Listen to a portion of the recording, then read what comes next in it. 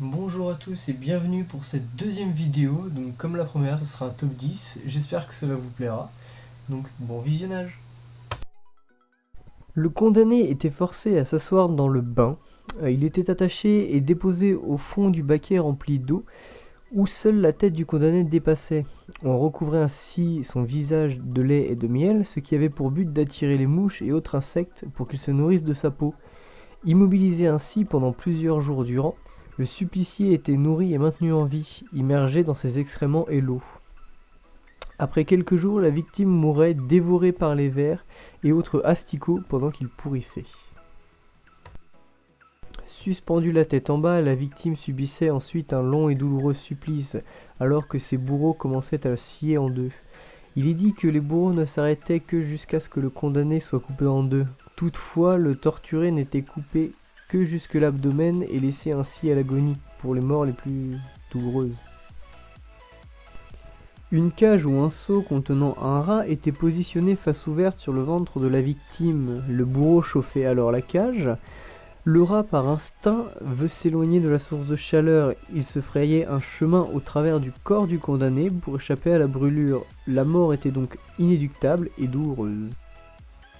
Cet instrument de torture, qui fut conçu dans la Grèce antique, était aussi connu sous le nom de taureau sicilien. Le taureau métallique était fabriqué avec une porte sur le côté. On glissait la victime à l'intérieur et on allumait un feu ardent en dessous du taureau.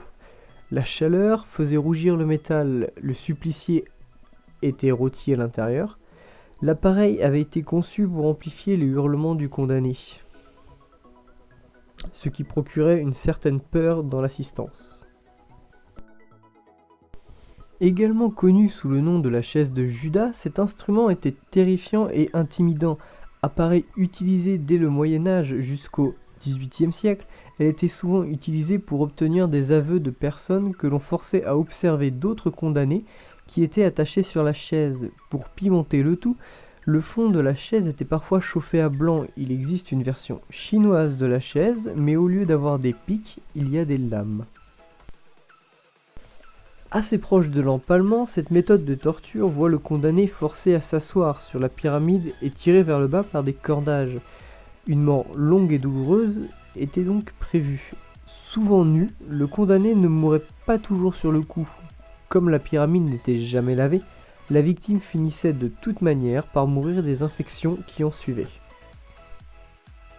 La victime était placée sous un flux lent et continu de gouttes d'eau pendant une très longue période. À la longue, le tapotement de l'eau lent et répétitif sur le front de la victime suffisait à la rendre folle, et creusait un petit trou là où les gouttes tombent. Le lynchi, ou la mort par les 1000 coupures, est devenu populaire en Chine sous la dynastie des Ming du XIVe siècle. Elle était réservée aux crimes les plus graves et était caractérisée par des longues coupures pratiquées méthodiquement sur une durée importante. Le torturé mourait soit de douleur des coupures, soit car il s'est vidé de son sang. Le torturé était attaché au-dessus d'une pousse de bambou, qui a pour particularité de pousser extrêmement vite. Le bambou, lorsqu'il pousse, traverse de part en part le corps de la victime. Le supplicié était donc lentement empalé sur un bambou en pleine croissance. Cette technique particulièrement brutale est attribuée aux Vikings. Elle consiste à découper la peau du dos et enlever la chair jusqu'à ce que la colonne vertébrale et les côtes soient visibles.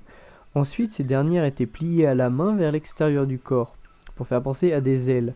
Si jamais après tout ça la victime n'avait pas succombé, ses poumons étaient arrachés et on y versait du sel dessus pour qu'il meure de suffocation.